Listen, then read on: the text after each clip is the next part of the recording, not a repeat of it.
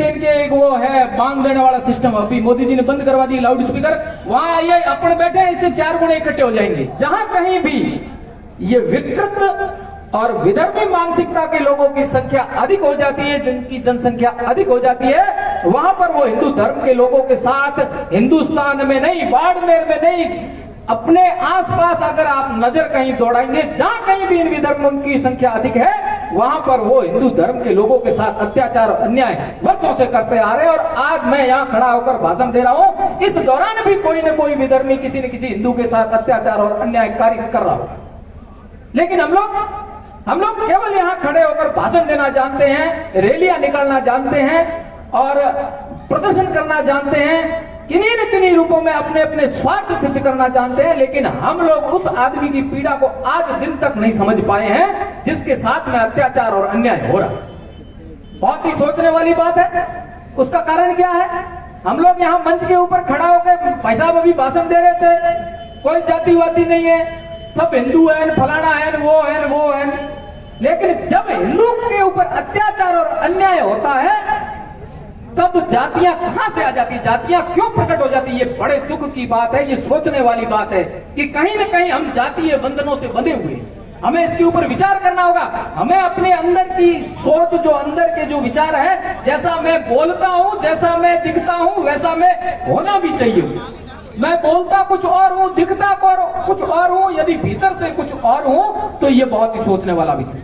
हम सबको भले ही हम दबे मन से स्वीकार करें, ये स्वीकार करना होगा कि हम सब विभिन्न प्रकार के जाति धर्मों में बटे हुए हैं, हम अलग अलग वर्गों में बटे हुए हैं, अलग अलग जातियों में बटे हुए हैं। जब तक हम लोग अपने इस जातिवाद के जहर से ऊपर नहीं आएंगे, तब तक ये आप इस प्रकार का भाव भी मन में मत लाना कि हिंदू एक हो सकते हैं। इस कार्यक्रम को लेकर बहुत सारी तैयारियां की गई थी, कई दिनों से योजनाएं चल रही थी और संख्या बल हमारी जब अधिवक्ता परिषद की बैठक हुई थी तब मुझे ऐसा अनुमान था कि संख्या जो आएगी कम से कम 50-60 हजार लोग आएंगे। बाड़मेर की गलियों के अंदर लोगों के लिए पांव रखने के लिए जगह नहीं होगी। लेकिन वही जो ढाक के 3 पात हर वर्ष हिंदू आक्रोश रैली के अंदर होता है, वो होता है। अभी थोड़ी देर पहले अपन 2-2:30-3 बजे यहाँ कार्यक्रम बंद करके जाएंगे। पीछे इनके एक वो है बांग देने वाला सिस्टम, अभी मोदी जी ने बंद करवा दी लाउड स्पीकर। वहां आइए, अपन बैठे हैं, इससे 4 गुणे इकट्ठे हो जाएंगे। ये हमारी कमजोरी है और इसको हमको स्वीकार करना होगा। हम लोग मंच के ऊपर खड़े होकर भाषण देना सरल है, आसान है कि माची में जाति नहीं मानता, धर्म नहीं मानता, किसी प्रकार का भेदभाव नहीं करता। लेकिन आपको अपने जीवन में, अपने जो दैनिक जीवन है उसके अंदर इस चीज को उतारना होगा। आपको अपने दैनिक जीवन में इस चीज को लाना होगा कि कोई भी व्यक्ति, किसी भी जाति का व्यक्ति है, वो किसी भी तकलीफ में, किसी भी दुख में, किसी भी पीड़ा में, वो हिंदू है, वो आपका भाई है, उसकी मदद करना आपका कर्तव्य है, उसकी मदद करना आपका मूल कर्तव्य है, उसकी मदद करो। बांग्लादेश के अंदर जो अन्याय हो रहा है, बांग्लादेश में क्या हुआ? बांग्लादेश में जो अन्याय हुआ, बांग्लादेश क्यों बढ़ा? मैं तो पहले इसके ऊपर जाना चाहूंगा। पाकिस्तान के साथ था बांग्लादेश, 71 में अलग हुआ, इंदिरा जी ने किया, मैं उन्हें बहुत बहुत धन्यवाद देना चाहता हूं, उन्होंने अलग किया। क्यों किया?